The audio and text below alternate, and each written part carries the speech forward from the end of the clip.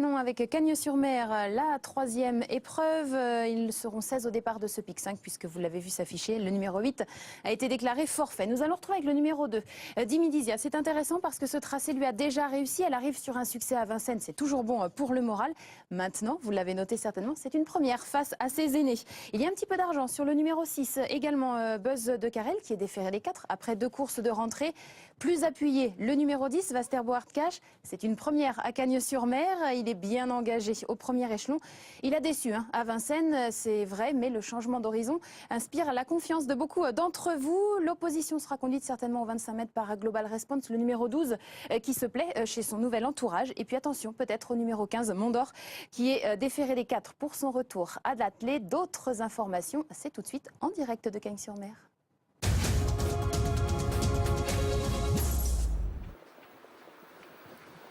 Course européenne d'un bon niveau avec des chevaux qui ont brillé à Vincennes au départ de cette course. On pense notamment aux représentants des frères Martens, Global Response, qui est donc le favori et sa cote ne fait que baisser. Jean-Philippe, il est passé désormais sous la barre des 2 €.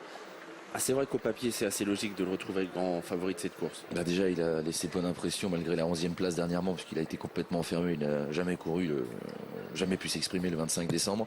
Et puis, on se souvient des propos de Christophe Martens après sa victoire à Vincennes sur les 2100 mètres de la petite piste. Christophe Martens parlait clairement d'un cheval déclassé, très estimé. C'est pourquoi on a été un petit peu déçus quand il a été battu par Belair et Belaya la fois d'après. Et dernièrement, alors qu'il était déféré, il a été malchanceux dans le sens où il n'a pas pu s'exprimer. Il s'est retrouvé dans le wagon de la 2e épaisseur et il n'a jamais vraiment pu s'exprimer, donc il n'a pas couru en dernier lieu. Allez, on a quelques échauffements à proposer aux téléspectateurs et à ceux qui nous suivent donc également sur le site equidia.fr et sur Equidia Racing. On regarde ça ensemble, Jean-Philippe, avec Sugar Bread pour commencer, un cheval qui reste sur une course où il n'a pas pu faire l'arrivée à Florence. On le suit à l'échauffement, Sugar Bread. Ça se passe pas trop mal pour lui. Code d'outsider pour ce cheval drivé par Alessandro Moretti. On enchaîne avec Azélie de Neuvy, le numéro 3. Junior Gelparn est l'entraîneur et le driver. Le lot est bien composé, peut-être un petit peu trop bien composé pour Azélie de Neuvy, mais bon, c'est pas non plus une impossibilité pour une 5e place au pic 5, je trouve. Elle part devant. Very Good TJ, le numéro 4, gros outsider. Ouais, cheval qui aime bien aller de l'avant. Il ne sera pas facile dans ce genre de lot. Regardez, il a vraiment d'amplitude dans son trot. Very Good TJ. Il a des longues jambes. Espérons que ça lui serve pour aujourd'hui. C'est vrai qu'avant le coup, c'est loin d'être une priorité. Pas forcément, parce qu'on a des longues jambes qu'on trouve très vite. Vous en savez quelque chose, Jean-Philippe. Allez, fais là le numéro 5. Un peu plus froid. Ouais, un peu pâteau.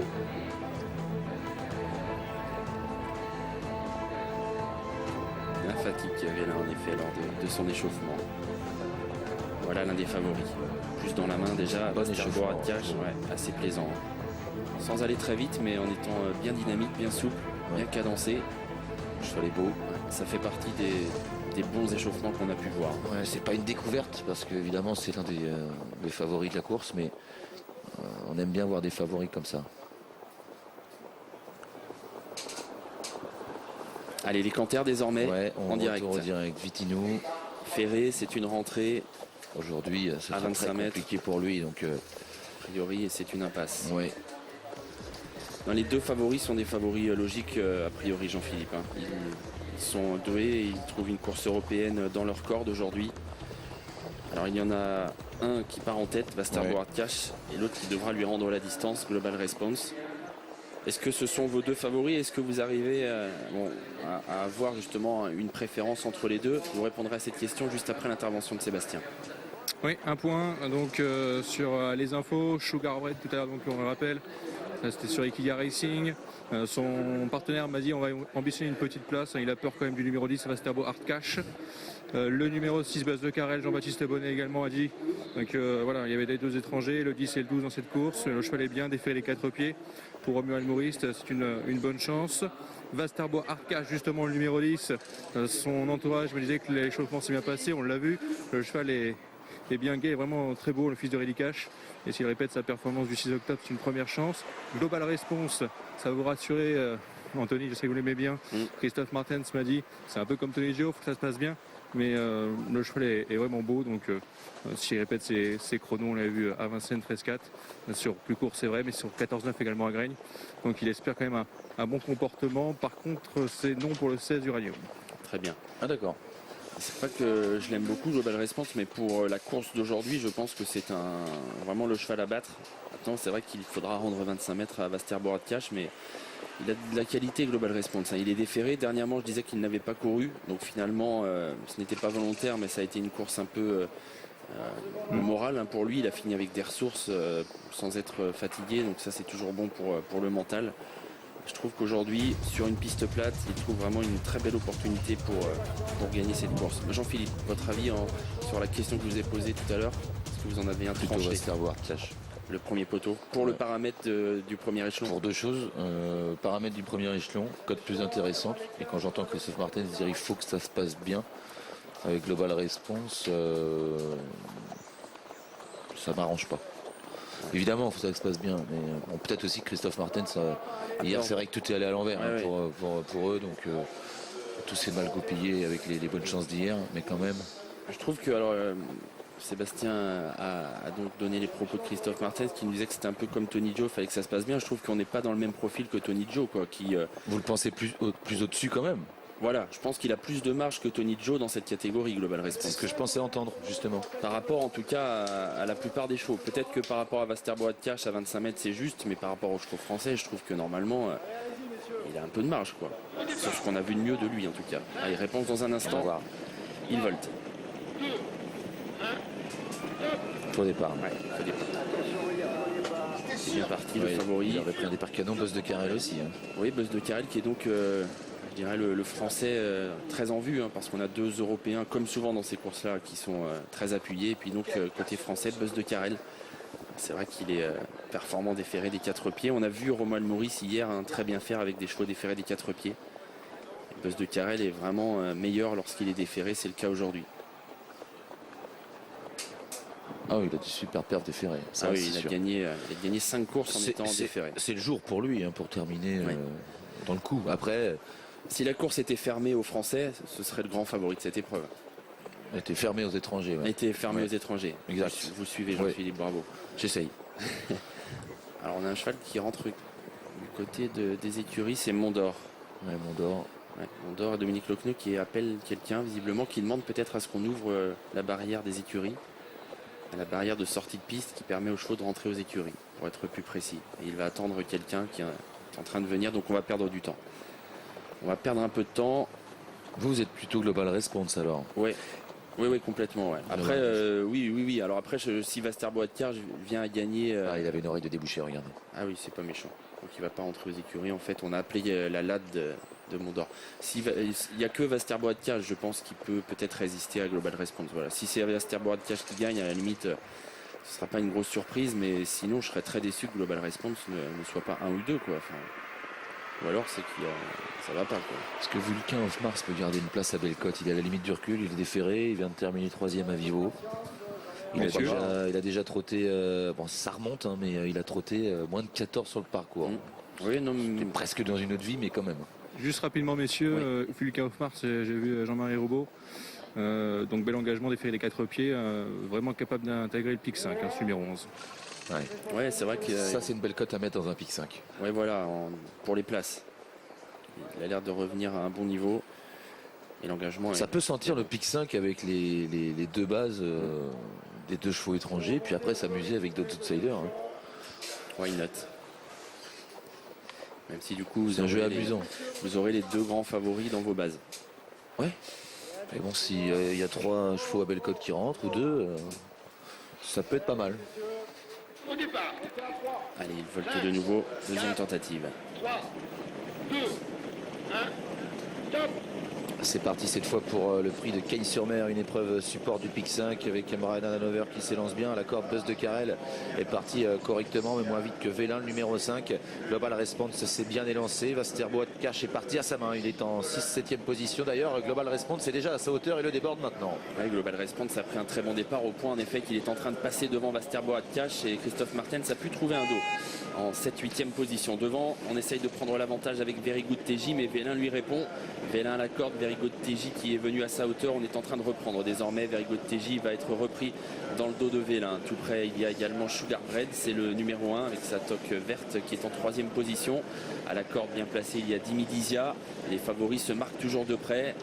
Bonne position pour Global Response qui rendait la distance et dans son sillage c'est donc David Thomas au sulky de Vasterboat Cash. Le peloton est assez groupé pour aborder la ligne opposée avec en tête les concurrents qui ont fait mouvement et qui sont venus se placer, notamment le Amarena Danover qui est né au vent, Vélin en tête. À la corde il y a toujours le numéro 4 Very Good TJ qui a trouvé une place. Dimilicia vient ensuite, Casac Blanche, toque bleu côté corde à hauteur de Global Response. Vulcain of Mars est dans le groupe de tête également, alors que Vasterboat Cash patiente sur une 4e ligne, tout comme Buzz de Carrel. Casac Rose à la corde. Mondor vient ensuite devant Armani d'Hermès. Toujours Vélin qui est en tête avec à sa hauteur Amarena Danover le numéro 7. Dans leur sillage Vulcain of Mars avec à la corde également tout près Very Good TJ. Global Response qui est toujours là dans le sillage des premiers. Vasterboat Cash qui vient dans son sillage et David Thomas a fait en sorte que Christophe Martens peut-être passe à l'attaque. Il a provoqué un peu la sortie de son adversaire mais Vulcain of Mars va en faire de même. Donc on a un wagon qui est en train de se former devant les tribunes. Vulcain of Mars qui est en train de venir et Christophe Martens qui hésite un peu. Va-t-il prendre son sillage ou non? Pour le moment il reste dans le dos d'Amarena Danover mais on sent Christophe Martens un peu hésitant et finalement il se décale. Ça a été un peu tactique devant les tribunes et les drivers doivent prendre les bonnes décisions. En tête, Vulcain of Mars est venu se porter au commandement à un tour de l'arrivée. Global Response qui accélère à l'extérieur pour venir à sa hauteur avec Vasterboat Cash qui s'est rapproché. Oh, il est au galop Vasterboat Cash. Il se rapprochait bien, il a perdu la cadence dans le virage et il ne peut pas être remis par David Thomas. Il a perdu toute chance avec Vulcain of Mars qui est maintenant très bien placé derrière Global Response. Amarena Danover est 3e. Mondor est bien placé alors qu'à l'extérieur Uranium reste un peu en suspension devant encore Perfect Power. Global Response est en tête au début de la ligne d'en face mais Mondor va certainement venir essayer d'hausser le ton. Il est en train de se rapprocher Mondor et il passe désormais en 2e position. Côté corde il y a toujours bien placé Vulcain of Mars avec Amarena Danover qui semble craquer. Au contraire certains chevaux patientent avec des ressources. C'est le cas de Dimi Dizia qui est toujours dans le sillage des premiers. À l'extérieur Uranium tente quelque chose. Il vient désormais en 3e épaisseur. Global Response qui a l'avantage au bout de la ligne opposée qui contre l'attaque de Mondor. À l'extérieur Uranium près des premiers, Dimi Dizia qui a quitté la corde avec toujours Vulcain of Mars qui n'est pas très loin des premiers. Las Sugar Bread tente de revenir d'assez loin alors que les autres concurrents sont quand même à distance, notamment Buzz de Carrel côté corde. Global Response qui se détache à l'amorce de la dernière ligne droite. Vulcain of Mars est en 2e position mais loin désormais de l'animateur qui entre seul en tête dans la dernière ligne droite. Global Response nettement détaché en 2e position. On lutte vaillamment avec Vulcain of Mars. Mondor avec également Dimi Dizia qui va très bien finir. À mi-ligne droite, c'est gagné déjà depuis un moment pour Global Response, le numéro 12 qui ne rencontre pas d'opposition. Dimi Dizia va essayer de venir chercher la 2e place. Très belle fin de course de Buzz de Carrel également, le numéro 6 qui finalement va venir chercher cette 2e place. Global Response s'impose de loin. Buzz de Carrel est 2e, Dimi Dizia 3e. Ensuite c'est à voir entre Sugar Bread qui a bien fini le numéro 1 et Vulcain of Mars le 11. Démonstration de Global Response. Christophe Martens qui fait un signe de la main à la tribune. Le cheval s'est littéralement promené dans cette épreuve.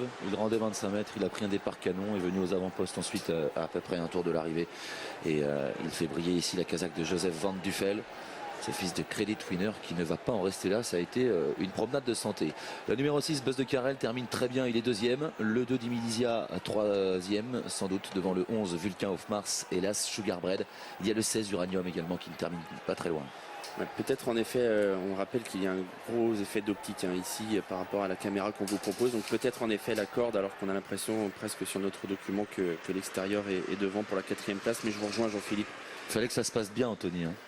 Comment? Il fallait que ça se passe bien pour il avait de la marge. Il avait, après, sur ce qu'il avait fait à Vincennes, c'est pas étonnant de le voir gagner comme ça, quoi. C'était pas un gros lot, hormis l'autre étranger, Vasterboat Cash. Ouais, qu'on a perdu en cours de route. En plus, piste plate, il doit être au moins aussi efficace. C'est beau quand même ce qu'il fait aujourd'hui. Ouais, il a gagné d'une demi-ligne droite, quoi. Ouais, un cheval déclassé, c'est. Quand c'est il vrai s'est que là- détaché, là, à la sortie du tournoi en finale, c'était chouette. Hein. Ouais. Non, mais c'est un très bon cheval, Global Response. En plus, il était déféré. Et vous voyez, Buzz de Carrel est net, très net deuxième. Donc ça revient un peu à ce qu'on disait. Sans les étrangers, il aurait été vraiment le logique grand favori. Il est net deuxième, mais n'a vraiment rien pu face à Global Response et Christophe Martens. Ah, vous lui faisiez confiance, Anthony, à Global Response. Eh bien, vous et d'ailleurs tous ceux qui l'avaient pris très haut sur leur ticket, certainement. Il a justifié votre confiance. 12, 6, 2, 11 et As dans cet ordre pour le Pic 5. Le débriefing continue sur le canal 1 des Equidia Racing, bien sûr, sur Internet. Nous, avec Sébastien, on vous emmène à Nantes, retrouver des concurrents qui vont s'élancer sur 3000 mètres tracés de longue haleine. Nous les retrouvons en piste.